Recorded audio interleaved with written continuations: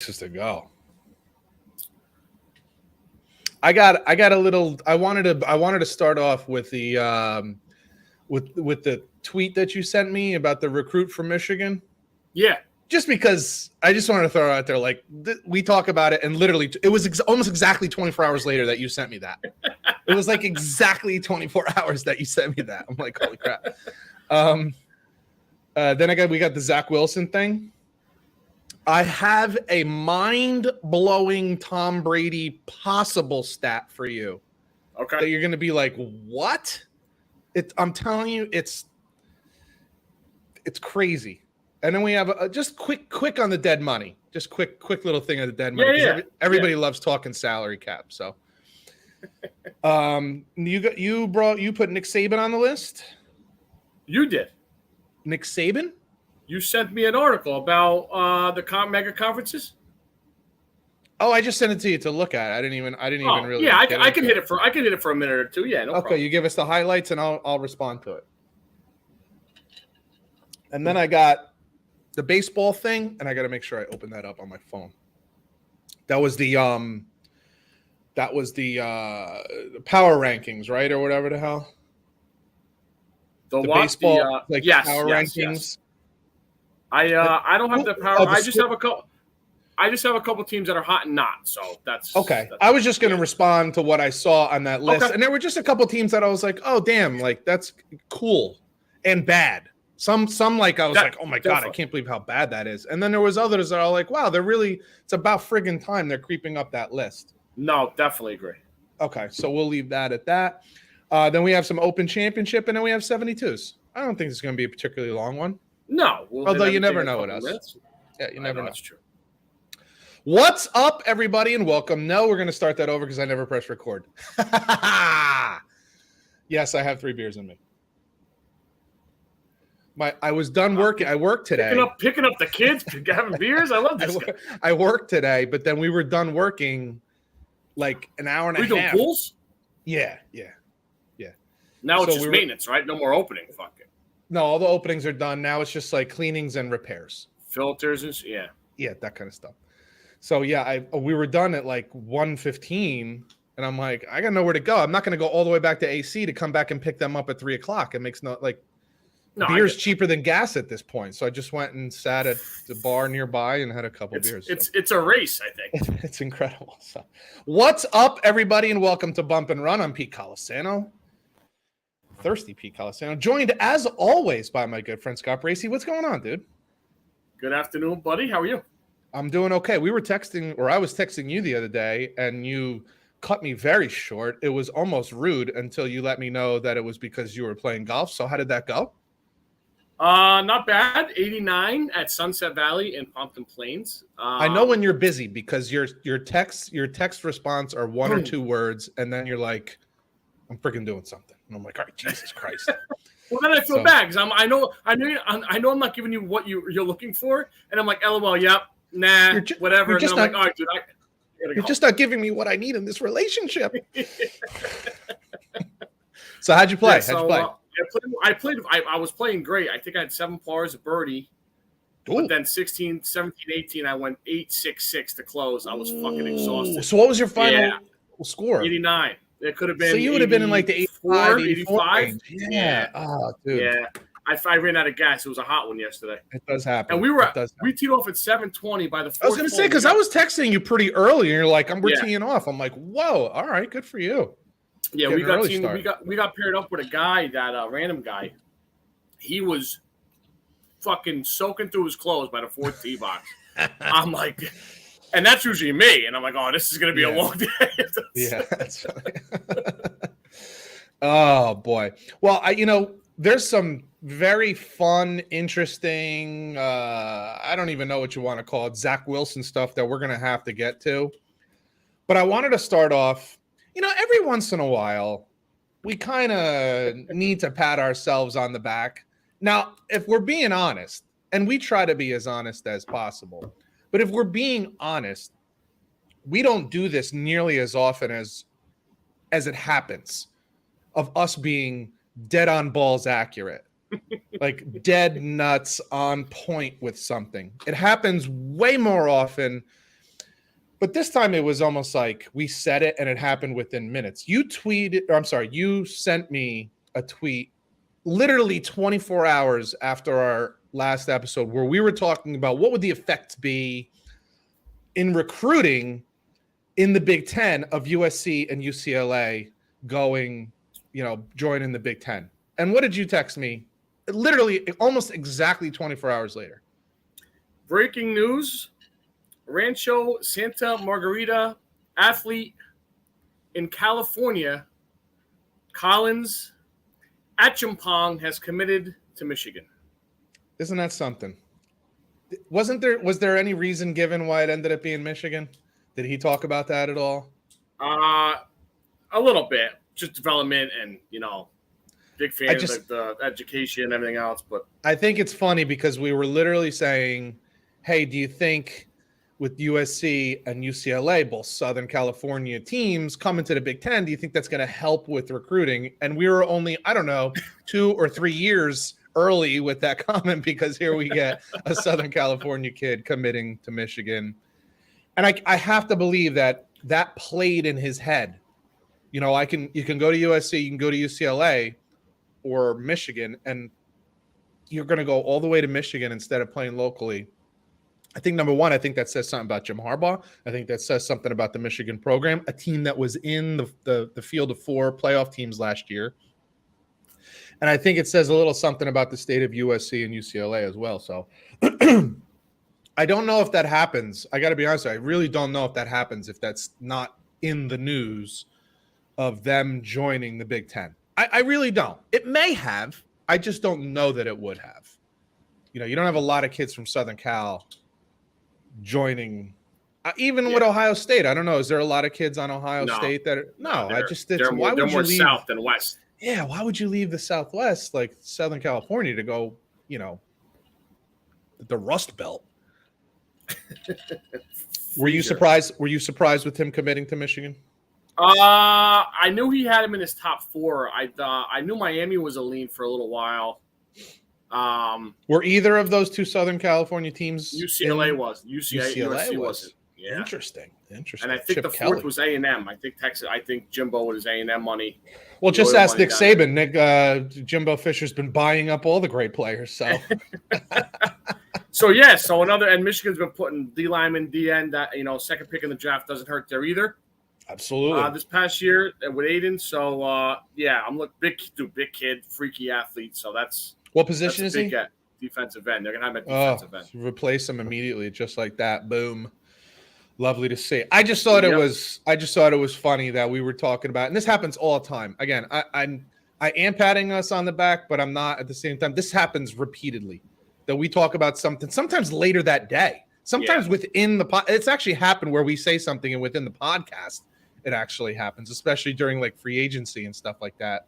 We'll talk about something and say, hey, what do you think about this? And then boom, it actually happens for real. So I just thought that was the timing on that. Well, when I saw it, the first thing I did, I laughed and I said it to him, like, this is fantastic. God. Yeah, it's almost like people hear us and they do. So, hey, just remember, if you're listening to us live or watching us live on YouTube, you can listen to the podcast by going to Bump and Run Sports Podcast on Spotify, on Google Podcasts, and even on Apple Podcasts. And if you're listening on the podcast, don't forget you can watch us live. We usually record on Thursdays at 3:30. Today we were a little later than that just because my kids were at camp and it was a little bit of a later pickup. But usually on Thursdays at 3:30. And if you miss the live YouTube viewing, you can always watch it recorded. Scotty here, stunningly handsome, single man. He's got a beautiful pony on his T-shirt today. All you have to do is drop a line, drop a phone number. It's better than Match.com. So check us out any way you can. And we're always looking for comments. And if you comment, you get entered in our T-shirt contest. That'll be ending near the end of August. And if you leave a voice message on Anchor, you'll get 5 entrances into the contest and gives you a better chance to win.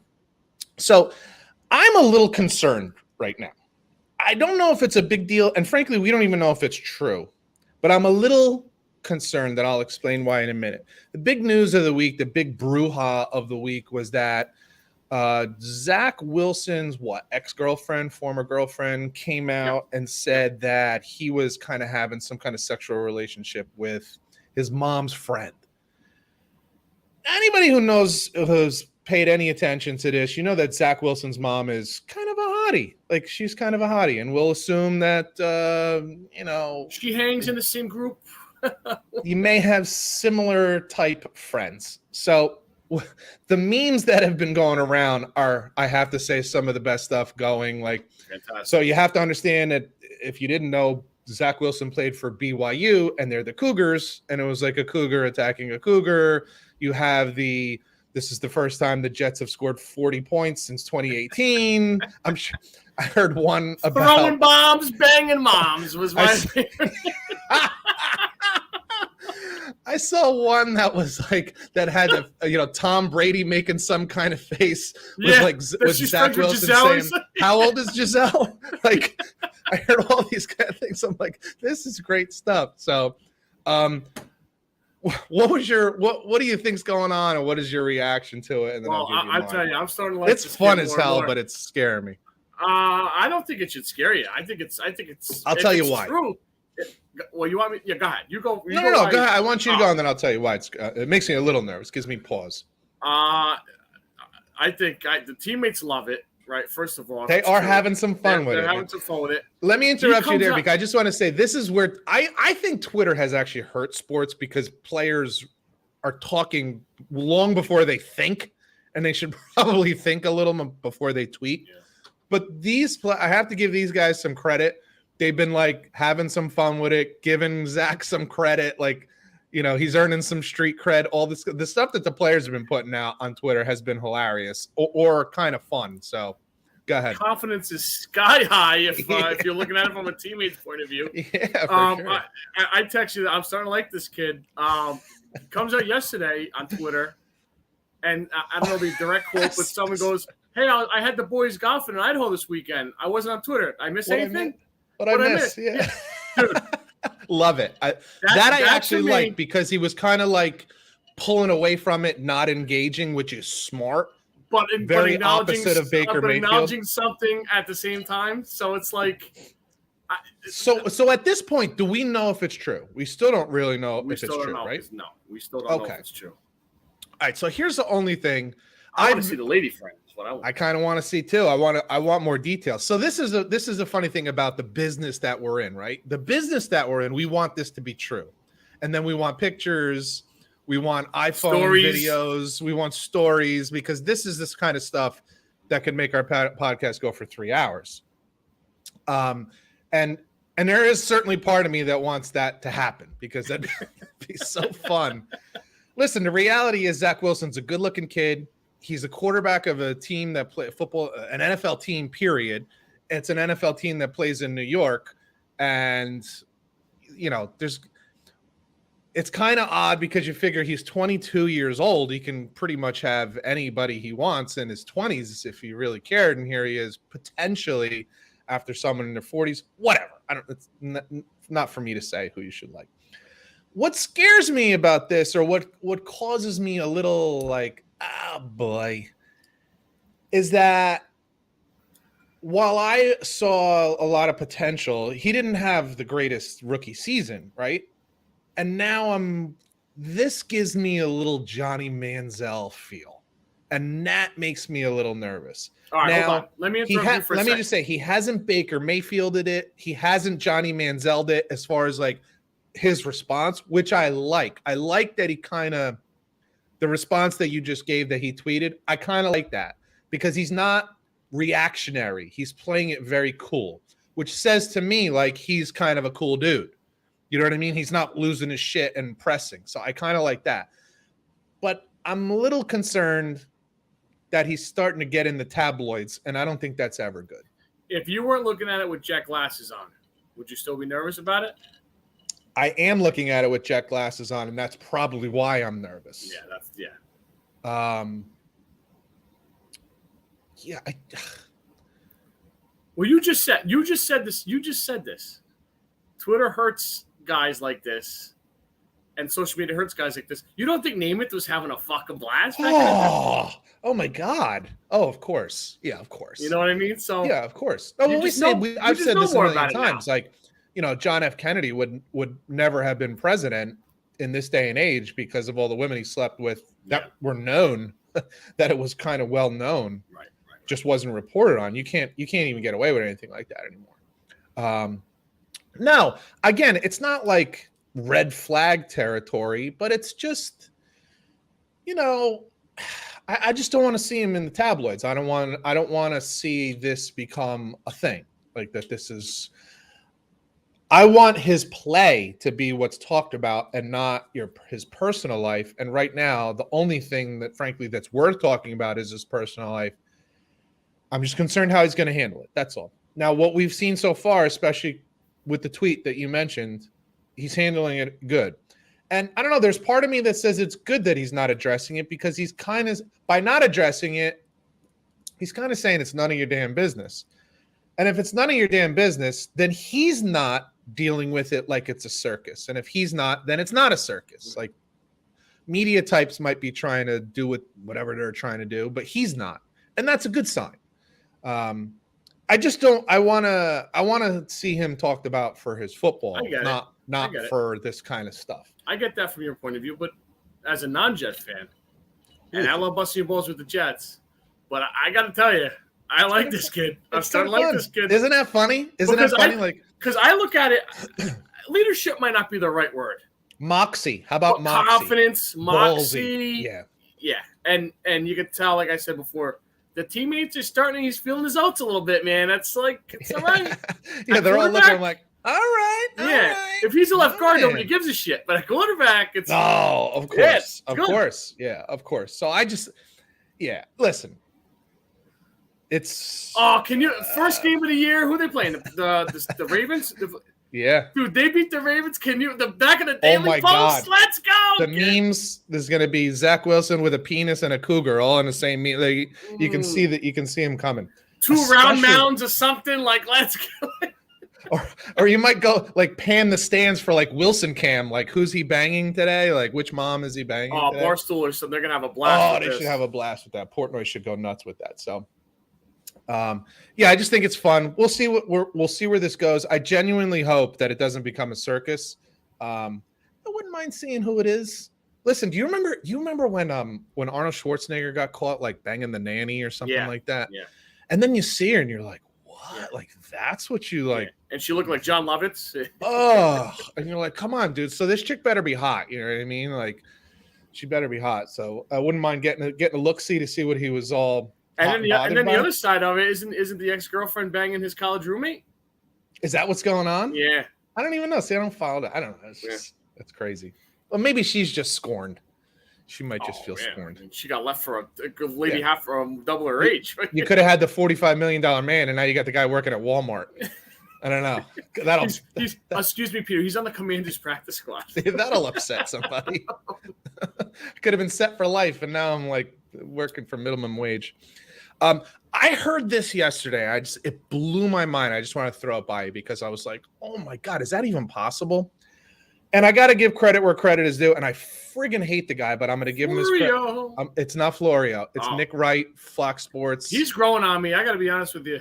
He's just so annoying. But some of his positions are starting to grow on me. But he's just so friggin' individually annoying. He's a whiner and not like us. We're stand-up guys. We're funny. Yeah. He's just annoying. But this, and let's not pretend that he came up with this on his own. He's got people who give him stats. Check this out. This is gonna blow you away, dude. Go ahead. If you think about it before I tell you, you're gonna be like, how's that possible?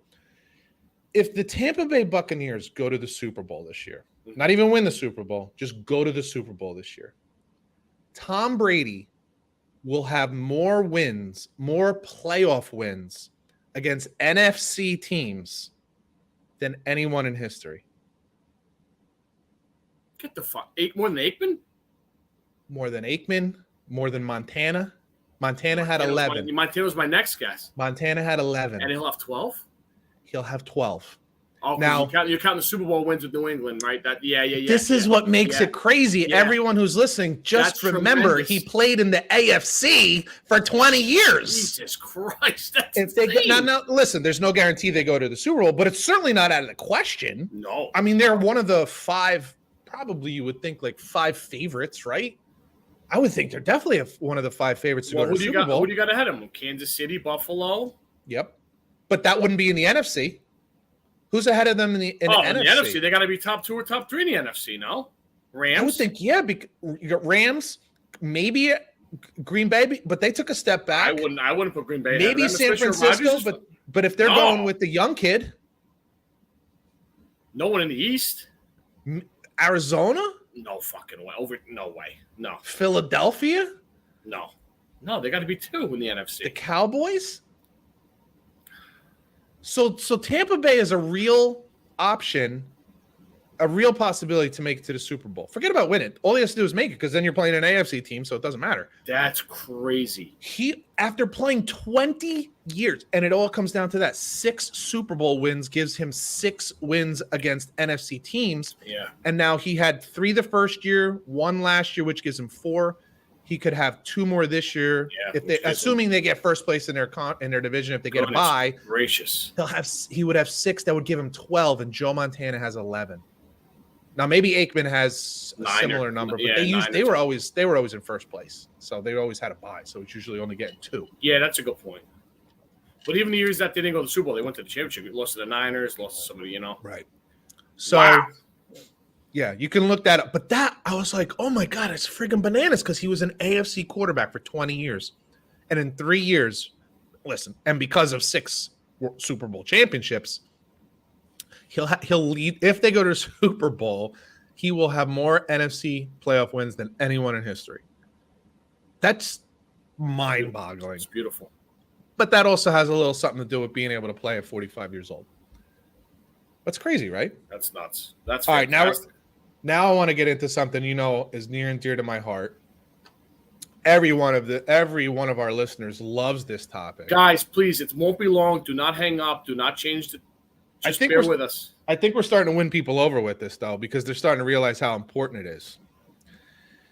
Dead money. We're going to talk about dead money. Pete, what the hell is dead money? Oh, we're going to talk about salary cap. Oh, here we go. He's going to talk about the salary cap. So what dead money is so I don't know what the salary cap is. Slow down. Like, what is it, like 208 million? Is it 208? It went up, right? Yeah, let's just call it 200 for math purposes. All right, we're going to call it 200. Just keep it simple.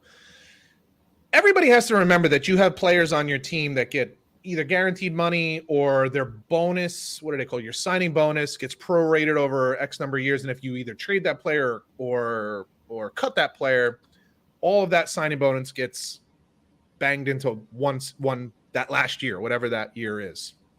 So, for example, the team that has the most dead money is the Atlanta Falcons. When I tell you this number, so I think the number's 208 million is a salary cap. So, which means you can spend 208 million on your roster for that particular season. Think of this number, dude. It's fucking bananas. The Atlanta Falcons have $63 million of dead cap money. So on a $208 million cap, they're basically down to what? Under 150 million that they could spend this season on a roster. Now, almost all of that, about 40 mil, was it? 40 million is Matt Ryan. So that was, you give him a big bonus, which is guaranteed money, and then you trade him, and you got to eat that cap money. $63 million. Like, you can't feel the team. And I want to bring this up. Last year, this is what made the Eagles season even more of a miracle last year, because they traded Carson Wentz, and that was 23 or 27 million. We were talking about it, that they ate and still made the playoffs on $180 million, $182 million salary cap last year. They still made the playoffs after eating his contract. And that wasn't the only one. They probably had another 10 million in salary cap. So I'm just going to give you the maybe three of the worst teams. And now we start to understand why certain teams aren't able to sign certain players and they're not able to get weapons and all this kind of stuff. So yeah, the Atlanta Houston Texans. You had the Atlanta Falcons at number 1 at 63 million. Almost all of that is, 75% of that is Matt Ryan. Number 2 is not the Houston Texans, the Chicago Bears. And 24 million of that is Khalil Mack. And so when people say, well, they don't get anything, they don't get any weapons for Justin Fields. Well, that's because you're paying Khalil Mack $24 million not to play for you. That's not exactly how it works, but that's what happens. So 56 million, almost 57 million. So you're down below 150 million of players you can play. You were close though. The number 3 team, 52 million, is the Houston Texans. And not all of it, but a decent chunk of that, 16 million, was Deshaun Watson.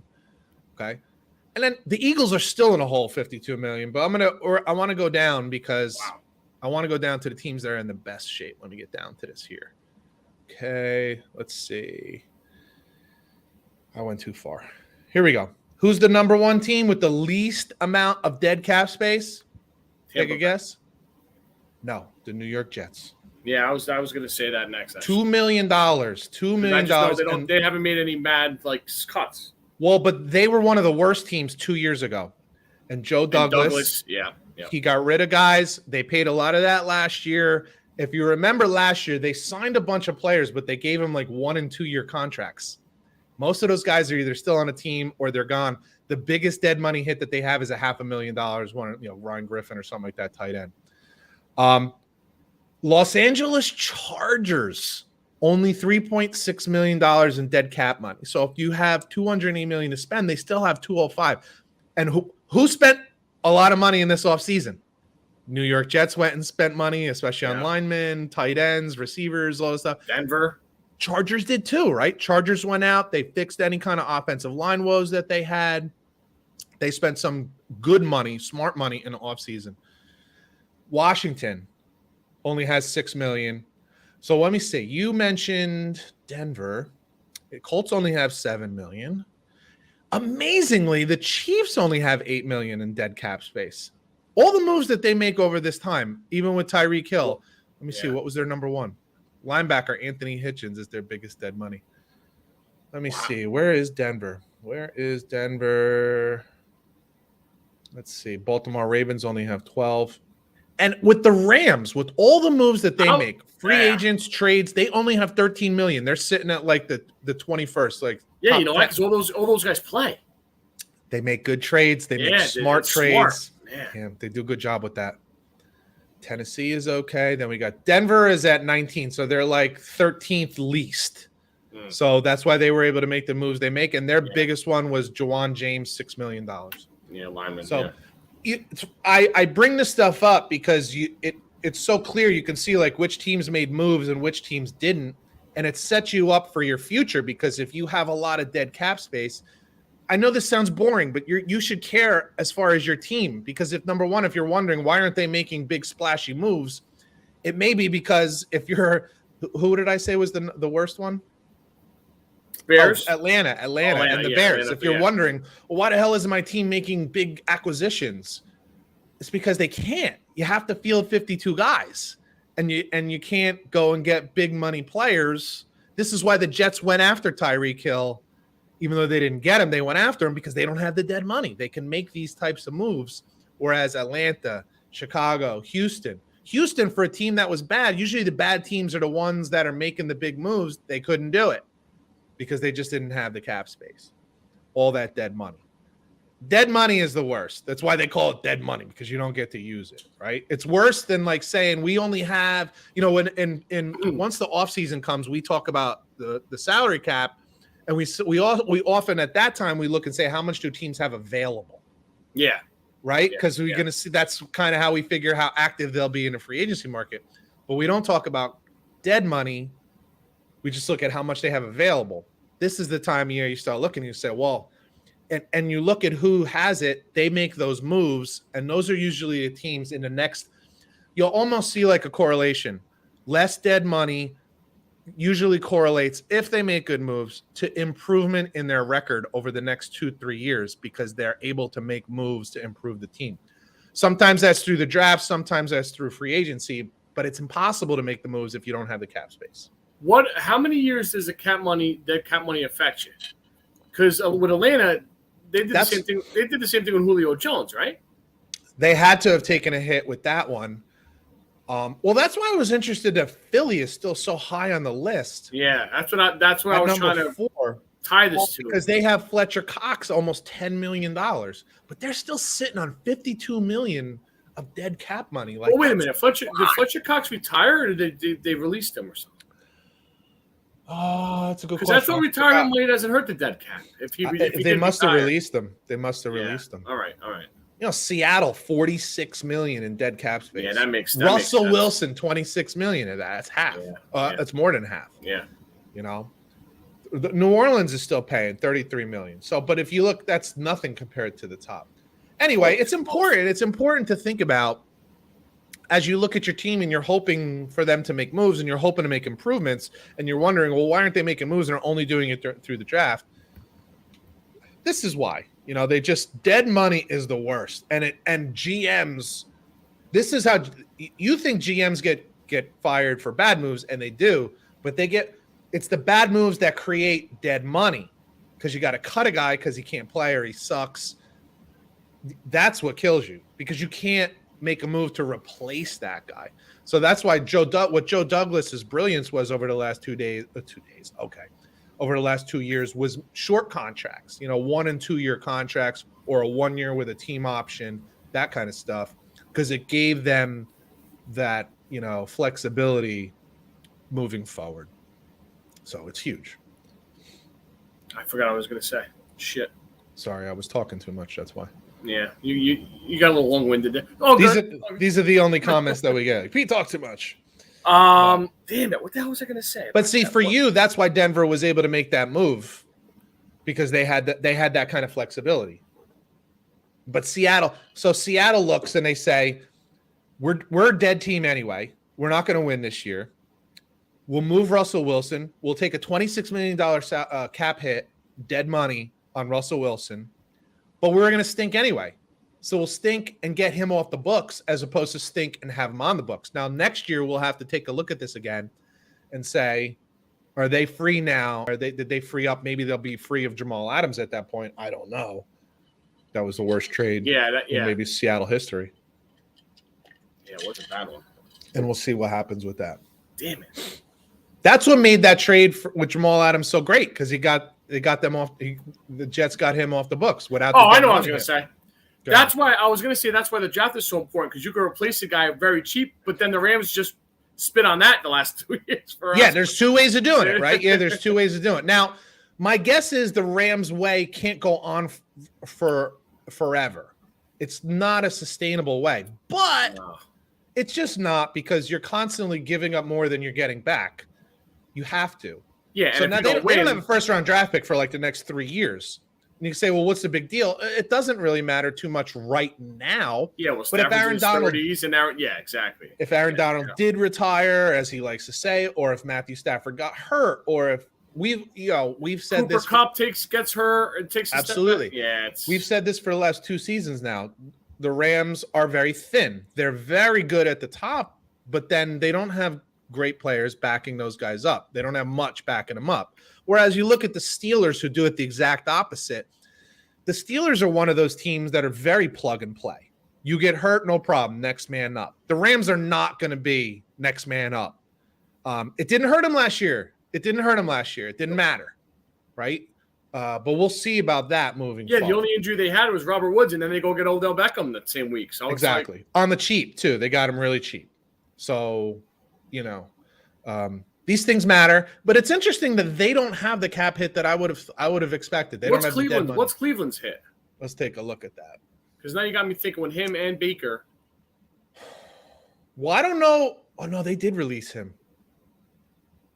Green Bay Packers are sitting at almost 25 million. Carolina, Jags, Cowboys 22, not too bad. Cleveland's only 18.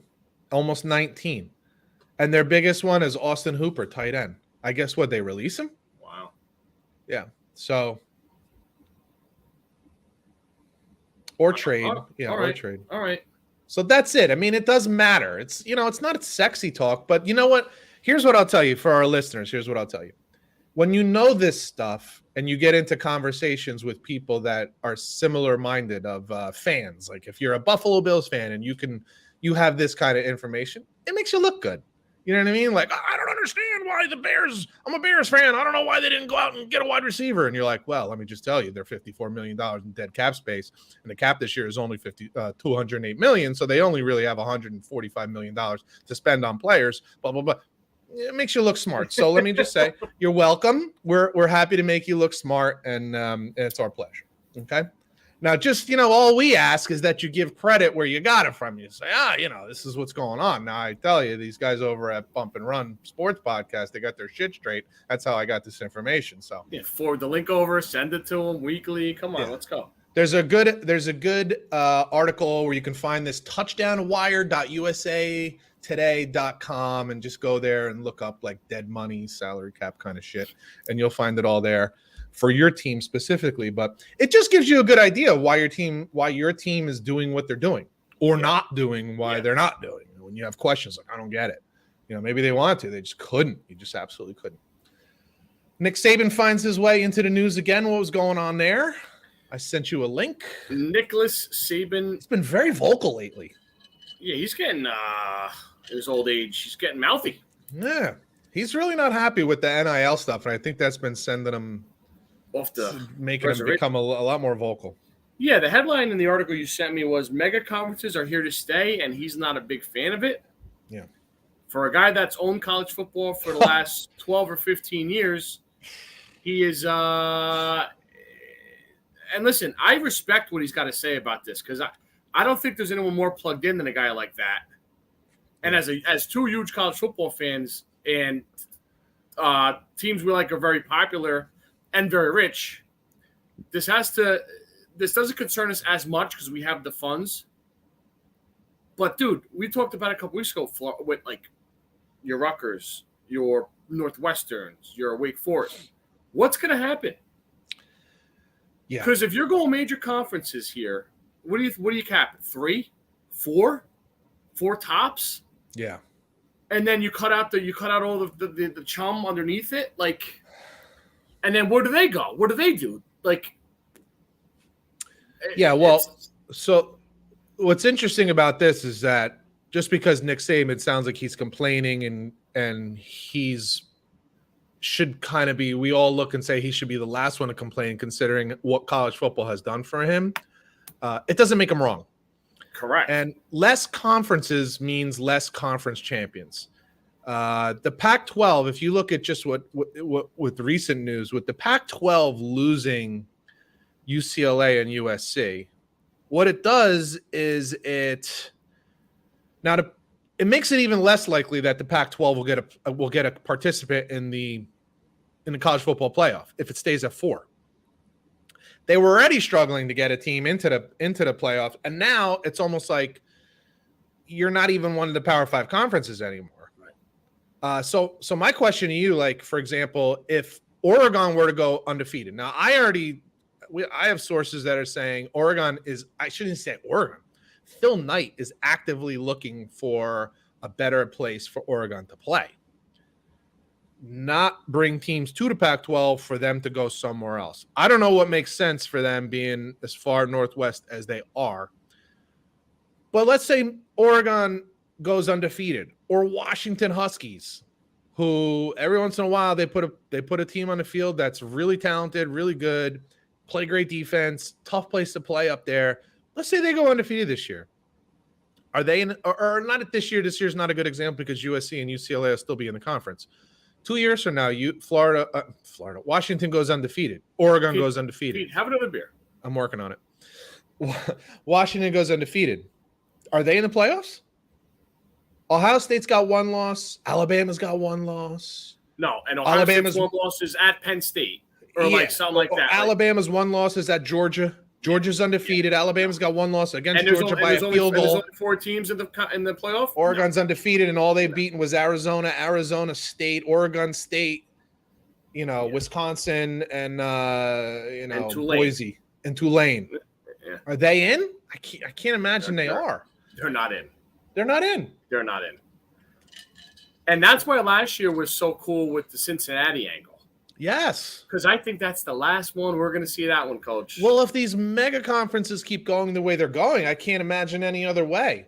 Because the reality is, as we talked about, Ohio State isn't playing Cincinnati at a conference. Alabama's playing, South Carolina State at a conference. They're not playing Cincinnati. So where does Cincinnati go to get a good win? They had to go and beat Notre Dame, which was a good win. And last year was a perfect storm for them. They had Notre Dame and Indiana both scheduled, and Notre Dame wasn't good early, and Indiana was awful. Well, they weren't great. They were beatable, obviously, and they handled them Yeah, they did. Was a good way of winning. They didn't win by field goal. They handled them pretty easily. And listen, and I'm still convinced, and I know you were on the Bearcat bandwagon last year, but if Oklahoma State doesn't choke in the Big 12 championship to Baylor, I think they jump Cincinnati. There's a chance for that, and there's an honest argument to be made for it. Yeah. And listen, maybe what has to come of this, because of what Nick Saban is saying, is that and he's against this too, so nothing makes sense anymore. If Nick Saban had his way, it would be Alabama's in the playoffs, and then let's just figure out who else, and that's it. Yeah. So always remember, he's looking from his perspective. Well, but maybe he's making an argument for an expanded playoff, because if Oregon does go undefeated, or a Cincinnati or Houston was the other team that Cincinnati played in their conference championship. Let's say Houston goes undefeated, and you just beat a Cincinnati who was in the playoffs last year and showed well against Alabama. That game was 17-7 or 17-3 for a long time. Yeah. It's not like they got their doors blown off. Like, no offense to you, Michigan got blasted way more than Alabama did. Way more than Cincinnati did against Alabama. So maybe that's a case to expand playoffs so more teams can participate. And if more teams can participate, then that makes that conference more viable, and then maybe players are more willing to go to that conference. Well, there was a time Arizona and Arizona State were major players in college football. Yeah, they're not right now. It's been a long time. The one thing I could say with Saban is, if you want to make it Alabama and pick 3 other teams every year, you have an argument if you're not playing the Citadel and Bergen Community College before Auburn. Now, he would say to you, we have the toughest conference. And my answer is, that's a you problem. That's a you problem. Let's not pretend you don't have cupcakes in the SEC. Come on. Well, that's all I was going to say. I mean, there's some power teams in there, but there's some cupcakes. Florida hasn't been good in a long time. Tennessee hasn't been good in a long time. But even if you look at those teams, you just say they're average. And I give Georgia credit. Georgia's taken over the East. Correct. They have. And they might be good even if those teams were better. But, I mean, come on. South Carolina hasn't been good. But I was just saying, even if you say those teams are average, you still have Vanderbilt. You still have bad teams. Like, let's not pretend there are no bad teams. Yeah, there are last place. Missouri's not any good. Absolutely. So, and in the end, that's your conference. And we love that's the way it works. And we love the coaches at Mississippi and Mississippi State. But they're 7-5 at best. Absolutely. Yeah, absolutely. So, like, that's my thing. Like, you don't get to say, well, we have the toughest conference. Then blame your conference chairman who brought in Texas A&M and now is bringing in Texas and Oklahoma.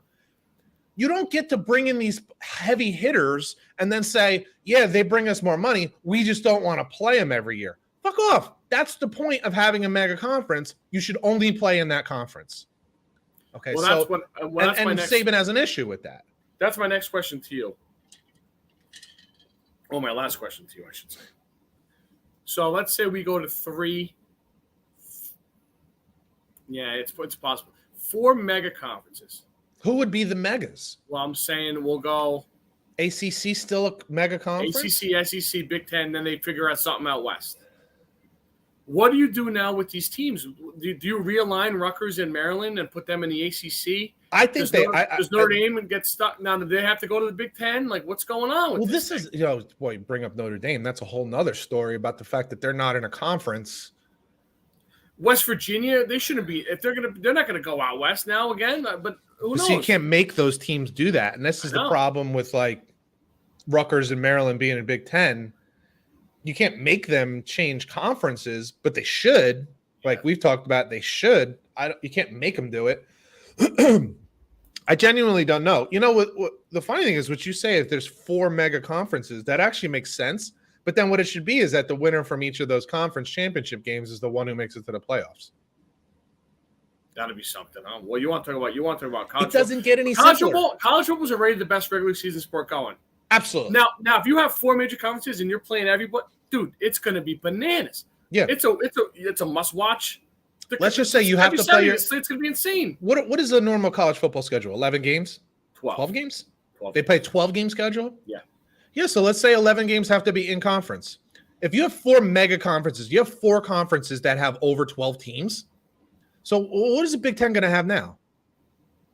What, conference games? How many? When USC and UCLA get to the Big Ten, how many teams will be in the 16? Yeah. And how many teams are in the ACC? ACC, 14. 14, and that's what the SEC has too, right? When Texas and Oklahoma get there, will that give them 16? Yeah, 16. So what you need to do is you need to find a way to get the Pac-12 to become the Pac-14. How you do that, I have no fucking clue. Well, BYU's going there.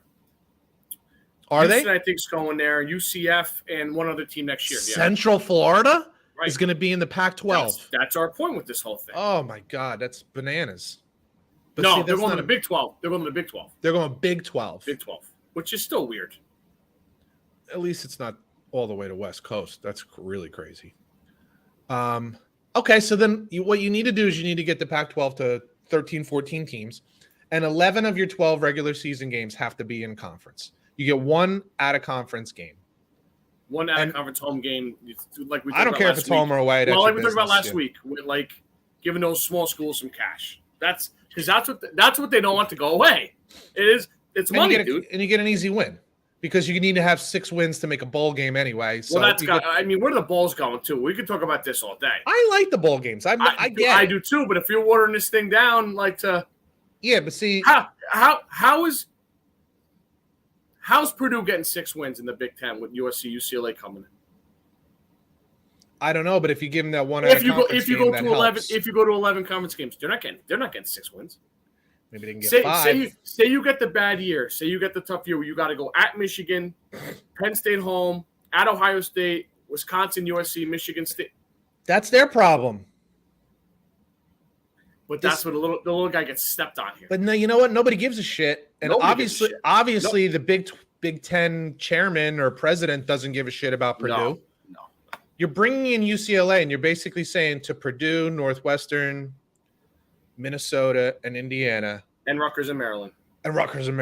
We don't give a shit about you. We don't care what happens to you. Feel free to look elsewhere. And maybe that's good. Yeah. Maybe that's good. Maybe if they're opening that up to them to say, hey, look elsewhere if you like. We're not going to hold you to it. Isn't a part of you being a big college football historian like me? The other day, Big Ten Network, Michigan at Purdue 2000. Drew Henson at Drew Brees. Dude, that's – listen, I know change happens. But you're assuming that won't happen. That's nostalgic shit, bro. You're assuming that still won't happen. These teams I'm big time assuming that won't happen. These teams aren't unbeatable. I still look at that same year that App State beat Michigan. I think there was actually a bigger upset with Stanford beating USC at USC. They were 42-point underdogs. I think it was Jim Harbaugh's first year as Stanford head coach. They were 40-point underdogs, and they won. At USC. At USC, it was a touchdown fade route into the corner for a touchdown at the end of the game.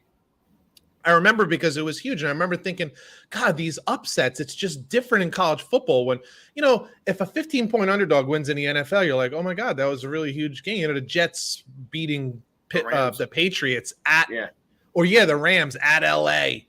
You're like, holy shit, that's crazy, But it's an NFL team. This is a professional team. It's funny too. Like Stanford beats USC at USC as a 40-point underdog, and I used to say the Earth stops spinning on its axis for 1 full second. You're just it's earth shaking. Or you guys bust my balls at the App State game that same year. It's a bad game, whatever. They underestimated them. Whatever. That same year, they go pound Florida in a bowl game. Exactly. Tebow, all those NFL guys. Who's the quarterback from Michigan that year? Penny. Who's still in the NFL? Right. Yeah, I know.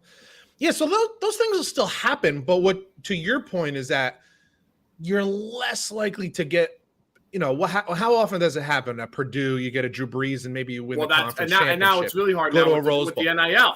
That's not going to happen. Yeah, that's not going to happen anymore because you just can't get enough talent. There's too many good teams to hurdle over. Yeah. You'll get the individual game, the individual holy shit game still. Yeah. You're just not going to get, a Purdue winning conference championship. Or Northwestern going to the Rose Bowl back-to-back years. It's not going to happen. That's never going to happen again. There's just too many teams for them to overcome.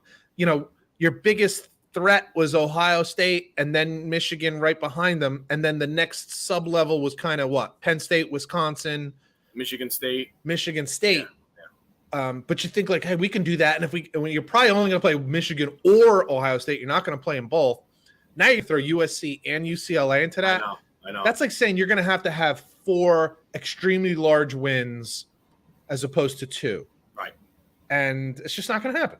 It's just not going to happen. And if the playoffs at 4, it's not going to happen.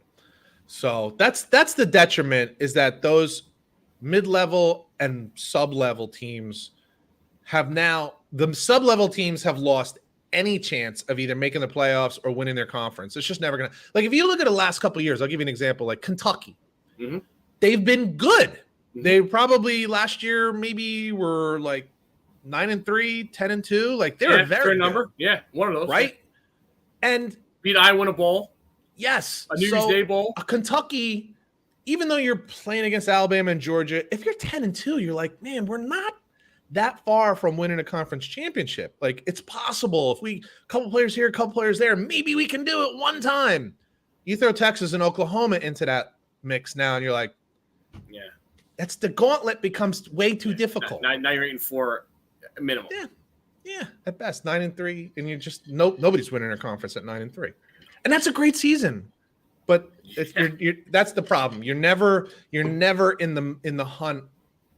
You're never going to be in the hunt. Those teams are never going to be in the hunt to win a conference championship ever again. You remember a couple years ago, even if it's a little unrealistic, it's probably a little unrealistic for a Kentucky to think they could win the championship. But as a kid, as a player, as a coach, as a fan, you're thinking maybe, as an alum, as a booster, maybe. Now you're like, no, that's not. Just like I know the sport's a little different with college basketball. A couple years ago, not that long ago, 3, 4, 5 years ago, Northwestern has never won an NCAA tournament game. They might not have actually been invited. Right. So they get in it, and the sports media is filled with Northwestern Wildcats. Wilbon, Greenberg, blah, blah, blah, what they do there. Yeah. And, they're all at the game, and it's going nuts, and they're in overtime, and, the chick, Elaine from Seinfeld, her kid's on a team or something like that. It's like, it's mayhem. And, like, everyone gets behind it. The whole community, the whole boost. You're not going to get that anymore. Like, it's just like those small schools are going to – they're going to get – the juice is going to get – they're going to get eaten up. Yeah. Not because they'll still get the same talent that they've always gotten. The competition is just way different. The problem is now you have to fight through a larger gauntlet. So now, and for the Big Ten, that might not affect them as much in basketball, but it might. But certainly for football, if you're Northwestern, having to also play either or both, it depends on how they set the conferences up. Right. But just adding the UCLA and USC to that list, it's just going to be really difficult, and that's a problem. So, maybe that's what Nick Saban's talking about. I'm sure he's really more talking about like the fact that it's going to make it more difficult for his team, and I have no sympathy for him. I don't either. It just doesn't make him wrong. Well, like you said, he's not wrong. Yeah. Yeah, it just doesn't make him wrong about why he's saying it's not good. I don't know. It might make it more interesting. I blame myself. I should have read the article. Now it changes my stance on it. If he's thinking Clemson, Florida State, and Miami are coming. Along with but then Texas that shuts down the ACC. It does. Well, that's why the Pac-12 is on fumes right now. Same thing. That'll be the same exact thing. Oh, no doubt. Then you can say North Carolina and Duke go to the Big Ten, and now it's if that were to happen, dude, you basically have 2 mega conferences and everybody else. Yeah, Yep. Now in basketball, it's different because you have a field of 64. A Gonzaga can be a number 1 seed. Yeah. So it doesn't affect powerhouse. Right. and it doesn't affect basketball as much because you can be from a mid-level conference and still be a high seed. Yeah.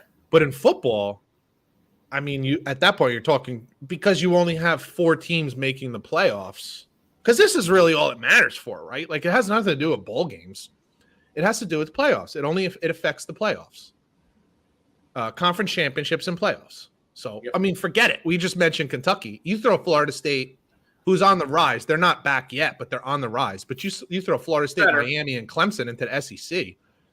Vanderbilt. You know, we remember not too long ago, Jay Cutler was on Vanderbilt, and he ended up being one of the top two quarterbacks picked in that draft. And I was a big Jay Cutler fan of him coming out of college. They were a good team that year. He was in the Vince Young draft? I don't remember. I remember telling guys at a Borgata poker table saying they were talking about this guy, that guy. I'm like, hey, keep your eye on Jay Cutler. This guy may go in a second round. I remember when he was a Bronco, you text me every Sunday like, I love this guy. I'm telling you right now, Jay Cutler is one of the smartest guys, and he has one of the strongest arms I've ever fucking seen. Now, he's got a lot of Jeff George in him. He's a douchebag. And, by the way, he's on the pro cornhole circuit now, and he's like, did you see the shit that he put out there? Yeah. I implore our listeners to look that up with Jay Cutler and cornhole. You'll see some funny stuff. Yeah, that's what it comes down to is those types of teams will no longer be able to compete for the top of the list, for the top of the conference. Period. End of story. Vanderbilt, Kentucky will never sniff a championship. Not that they would have, but they were thinking about it, and now you're no longer thinking about it. That's all. Oh, not even close. Hold on 1 second. I just want to. What are you looking up there? Oh, that's the fucking guy. I did know that. What's that? 2006 NFL Draft. This is the draft that Jay Cutler was in? Yeah. Okay. Hold on. Now, I was always big on Jay Cutler because he was playing SEC teams and he's playing with second-rate wide receivers and he's fitting these passes into like these tiny windows against elite corners and safeties from these big colleges. That's why I was like, watch this dude, man. I'm telling you, he's got incredible skills. What was the draft that year? Who went ahead of him? Wow. Real quick. First pick, Mario Williams, Houston Texans. Second pick, Reggie Bush. Third pick, Vince Young. Fourth pick, your boy, DeBrick Shaw Ferguson. The Brick. Fifth, A.J. Hawk. Sixth, Vernon Davis. 7, Michael Huff. Fucking Raiders are the worst drafted. Bills, Dante Whitner. Lions, Ernie Sims. Cardinals, Matt Leinart. Matt Leinart, that's right. Broncos, Jay Cutler. So that was the Vince Young. That was the USC Texas championship game. Oh, by the way, one of the best championship games ever. Yeah, the year Great before. Great game. The Ravens took Haloti Ngata after that, after Cutler. So you're telling me that Cutler was the third quarterback pick that year? 11th overall, third quarterback picked. Who's the fourth? This name's going to be great. I can't wait to see this name. Who was it? You should know this, Coach. Well, I don't know. New York Jets. Oh, Jesus. Oregon Duck. The hell's his name? Kellen Clemens. In the first round? No. Second round? 49th overall, second round.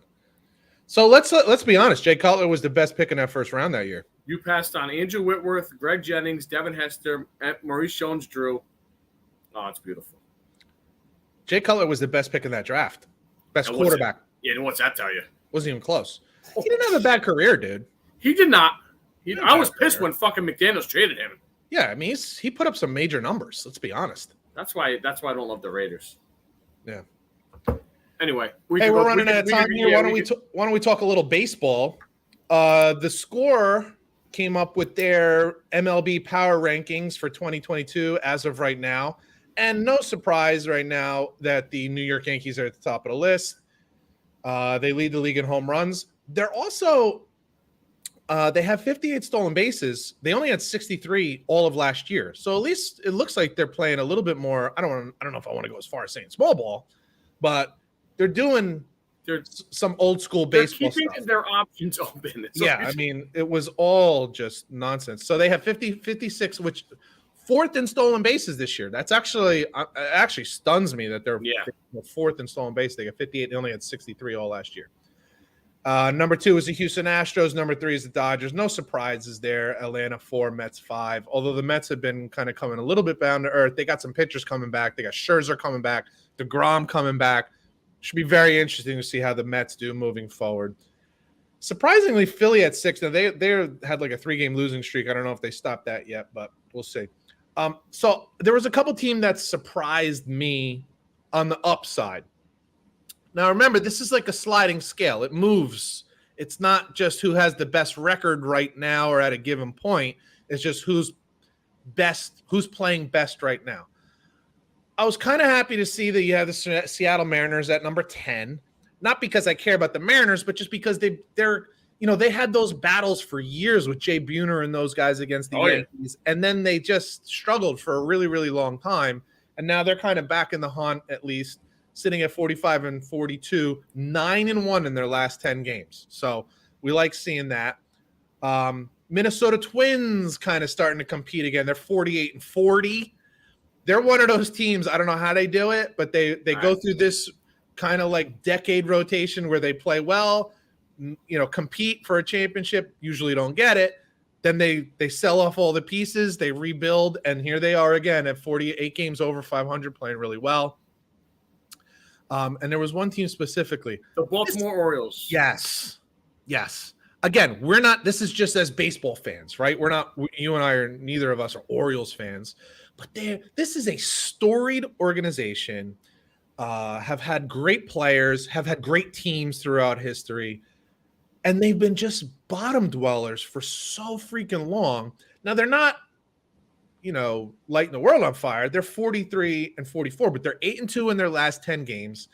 They're a young, fun team to watch. And I, for one, just because of baseball, I'm looking overall here. I'm not trying to look at my team or anything like that. Like the Contra argument, like as a whole, like as a traditional, Yeah. And I'm saying it's good. First of all, they have one of the most beautiful ballparks in all of baseball. For sure. It's a very affordable price. So if you're on the East Coast, go check out Camden Yards over there. Very, very great, very cool place. Most of your modern baseball fields are modeled after Camden Yards in some form or another. Bring a gun and enjoy the ballpark. If you leave the stadium here, you might want to. But I'm happy to see that, for one.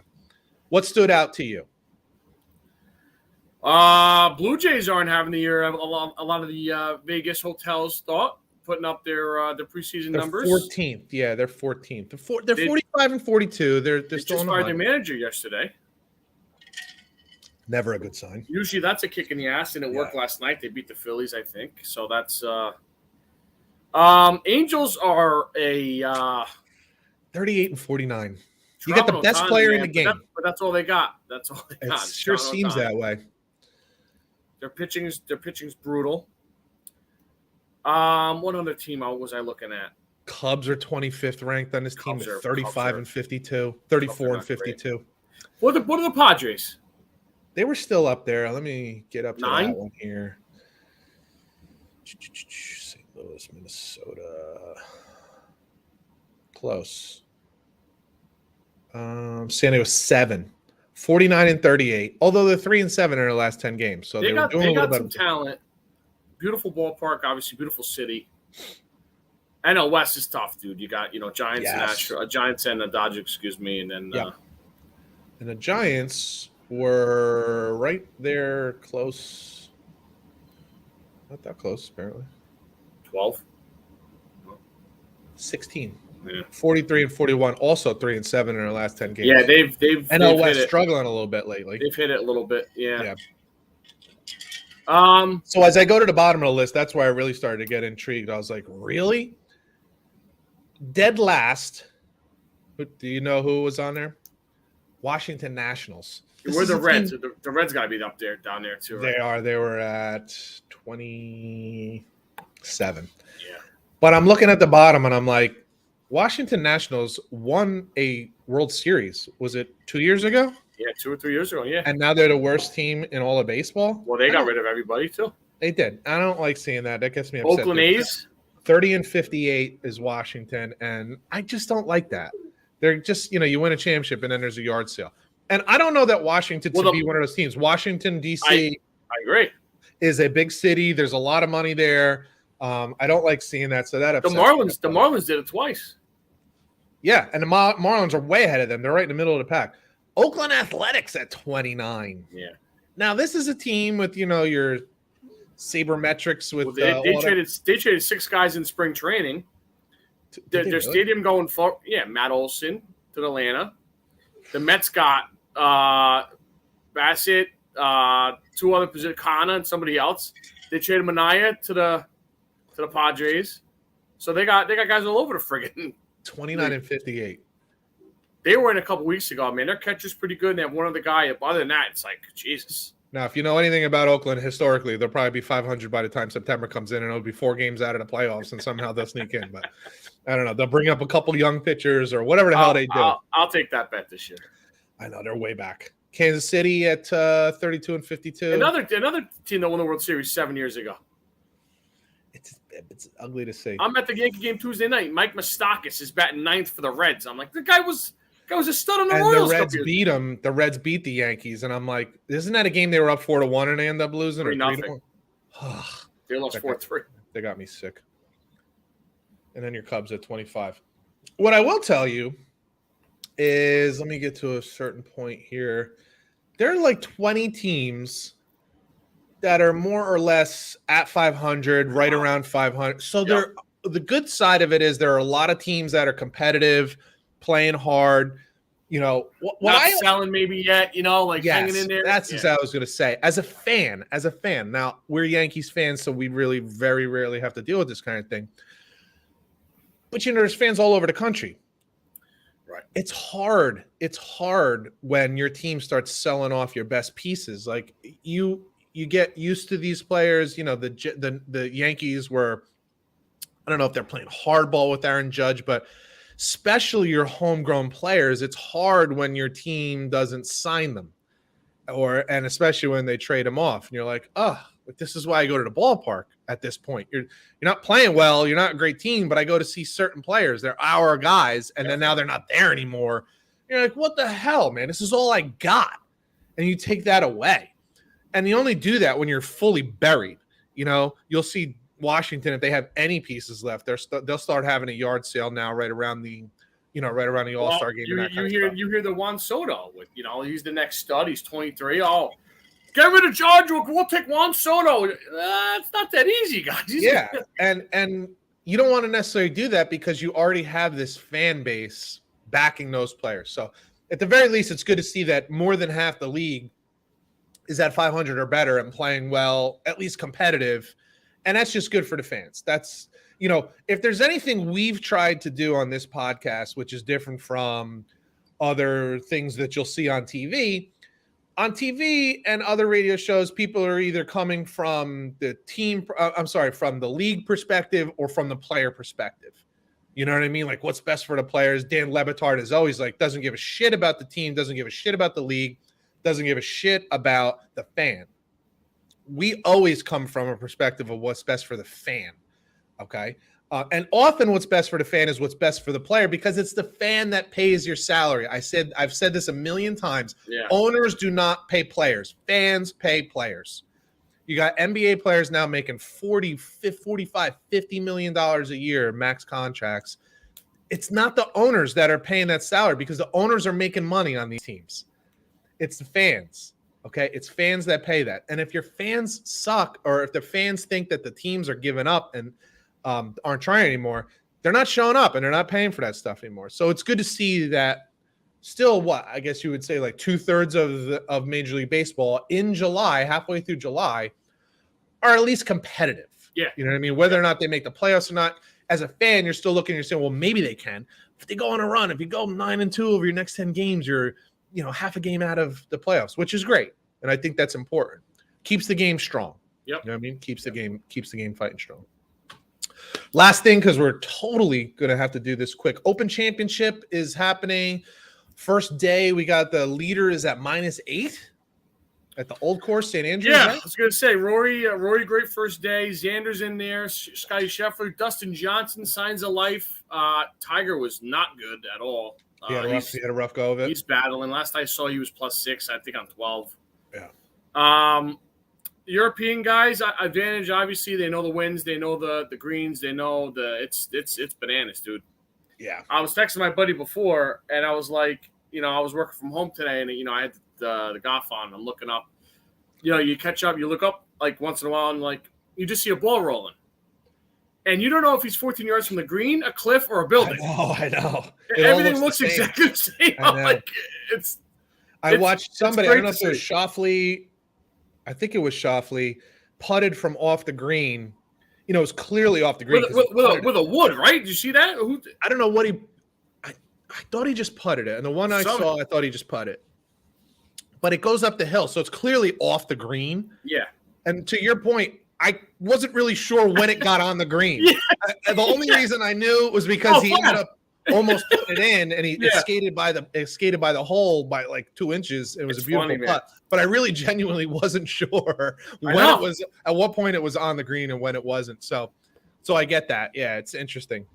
I always get a kick out of this. Yeah. No, go ahead. I'm sorry. Yeah, and then one side you're going in the wind, then you're coming back against the wind. It's bananas. Yeah, I like it too. It is. I couldn't watch it. I couldn't watch it every week, but I totally agree. I totally agree because it almost gets annoying. Because by Sunday, I'm like, all right. Yeah, that's the most I want to see out of it. I do get a kick out of it. I kind of like that it's so early in the morning. You could probably get on Peacock by like, I don't know, 4 p.m. Is it 4? Yeah. Golf Network has some coverage early, or they used to. I don't know. Wherever you can find it, it's kind of neat that when you first wake up in the morning, you get like the best golf going on. And you're early to rise, so you love that. Like I like it. I'm up late, so I like when they're like playing in California. Yes, right. Yeah. So 10 o'clock, the golf's on. Like, oh, this is on a Scotch. So this is nice. Yes. Yeah. I did want to address something real quick because Tiger Woods hasn't had much to say about the guys who play in LIV, but he did this week, and he kind of gave him some shit. And Tiger comes with a lot of credibility, so I'm not going to knock him too much. But he basically said the PGA is what made you should have some loyalty. And I think Tiger's got a set of balls because it's not the PGA that makes you. It's the players that make the PGA. Okay, so there is no PGA without Tiger Woods, without Phil Mickelson, without DeChambeau, without these guys that are playing well. If these guys sucked, nobody's watching. It's the players that make leagues, okay? And it's the fans that pay the players. In this particular case, it's not the fans that pay the players. But what I wanted to address is this. Tiger Woods during his prime, these guys are playing in an LIV tour. It's about 10 tournaments. That's it. 8 to 10 tournaments. If they play all of them, it's 10 tournaments. There are 45 PGA tournaments in a season, we'll call it, in a calendar year, however you want to look at it in a season. 45. Tiger Woods during his prime when he was winning majors almost every, winning at least one a season, I'd one say every less year. Than half. Much less than half. He was playing in average 10 PGA tournaments a year. Wow. Okay. So you got a set of balls. You missed 35 PGA tournaments. And you're going to say that these guys aren't putting in the time. And that was when you were in your prime. You're in your 20s and 30s at that point. This is not the injured Tiger Woods. Let's talk about the injured Tiger Woods. How injured are you? Because you seem to be able to play in these majors. You didn't skip any majors this year. But you're not playing on the PGA Tour. PGA Tour isn't taking his card away, isn't taking his PGA membership away. But yet he's able to play in the majors. He's healthy enough to play in the majors, but not to play in any of the PGA Tour events. Should his tour card be stripped because he's playing only in majors? No. Or does he get a cut? Does he get cut some slack because he's Tiger Woods? So for all those years, he would play in a minimum number of PGA events, but still nobody said anything. He wasn't playing 45. He wasn't playing 40. He wasn't playing 30. If he's gonna make a statement like that, he should just come out and say what he's thinking. These guys are taking the easy way out. They're taking the money, and that's what they're doing. See, I couldn't disagree with that more. They're not taking the easy way out. They're taking the easy money. But all of them want to do both. At least to my knowledge, fair none of those guys are saying, I'm not interested in a PGA Tour anymore. I'm only doing LIV. It's the PGA that has cut them out. And all I'm saying is there are 45 tournaments over the course of a year. These guys would miss 10. That would give them 35 other opportunities to play on the PGA Tour. And what you're saying is, no, they don't get to. when Tiger Woods would only play in 10 of those.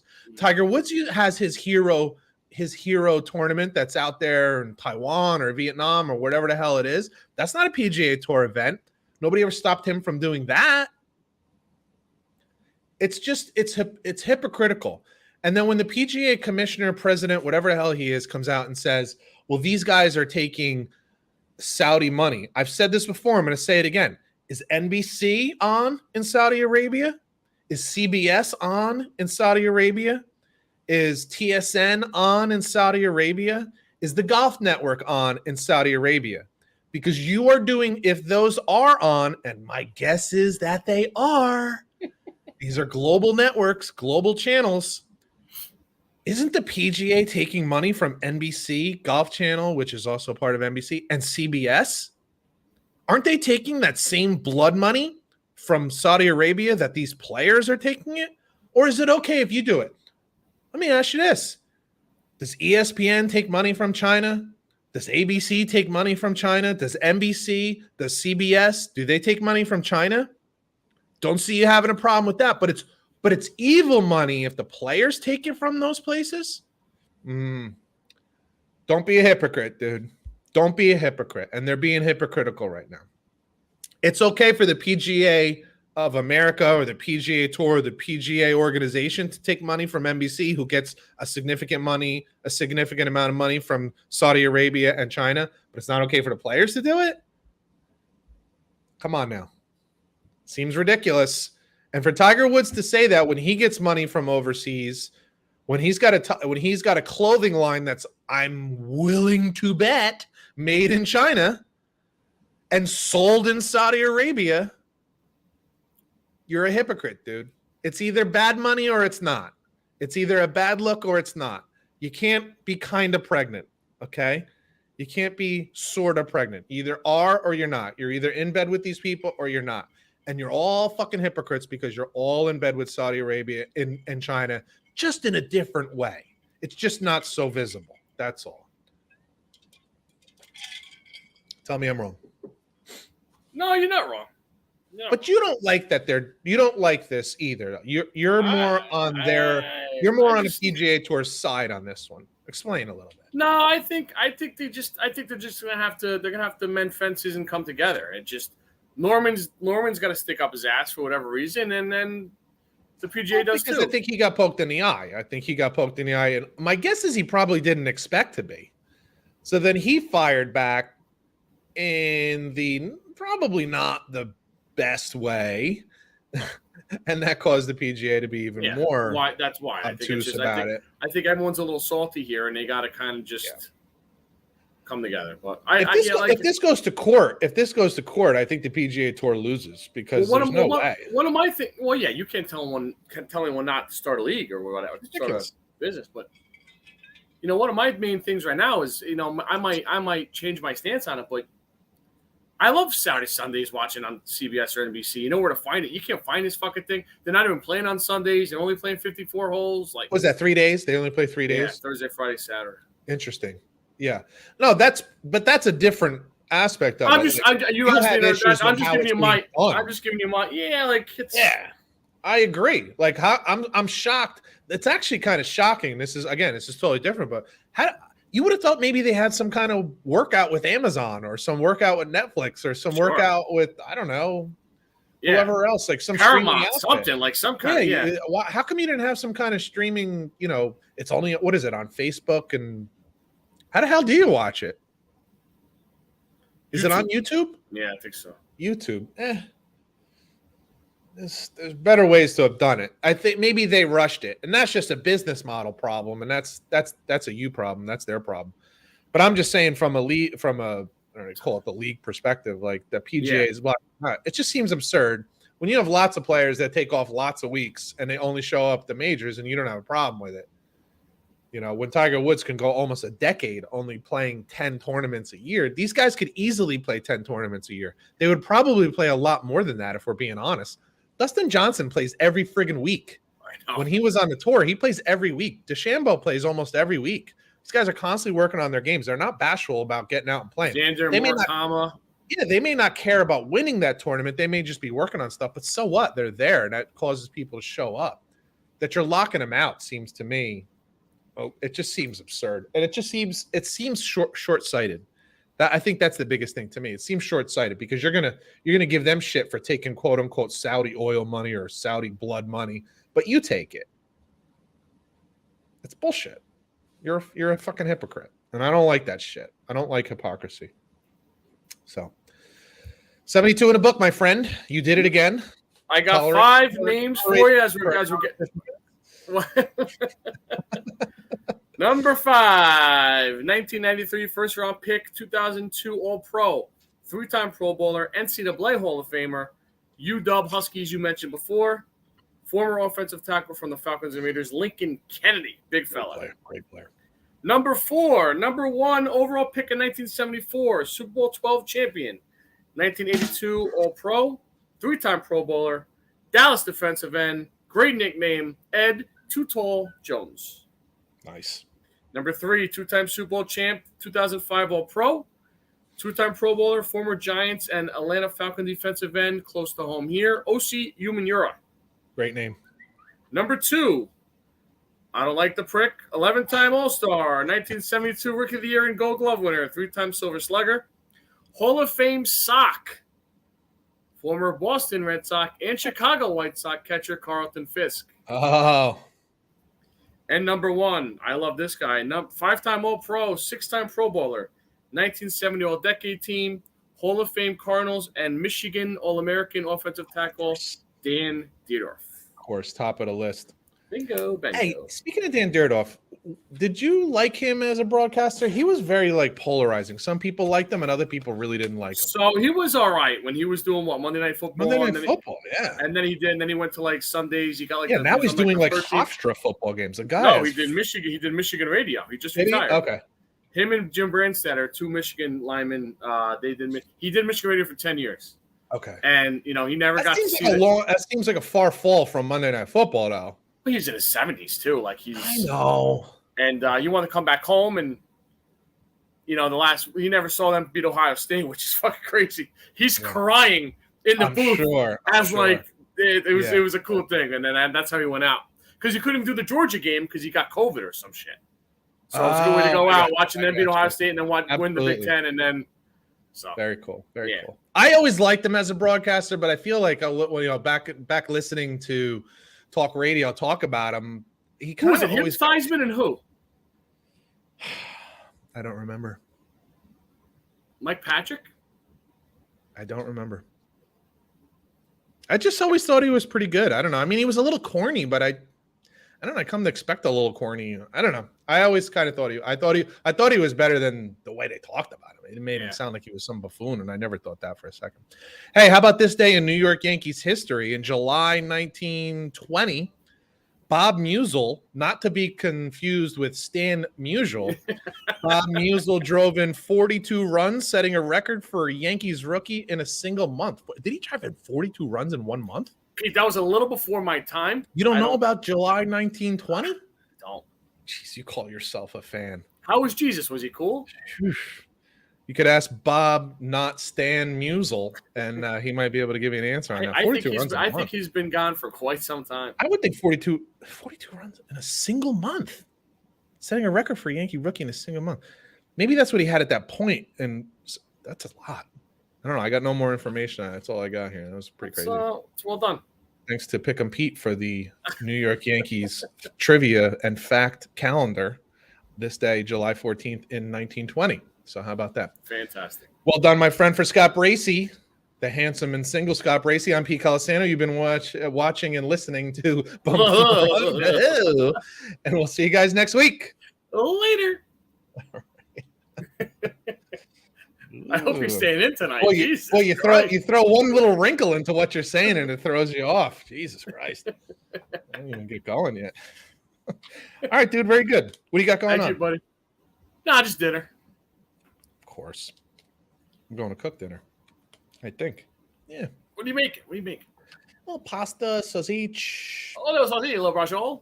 A little something else in there. I don't know. I got to figure out. I didn't have time to get the shop right today, so I'm kind of making pasta salad out of pasta shit, like chicken salad. Yeah, that didn't. Yeah, I needed to work on that a little bit. Righty.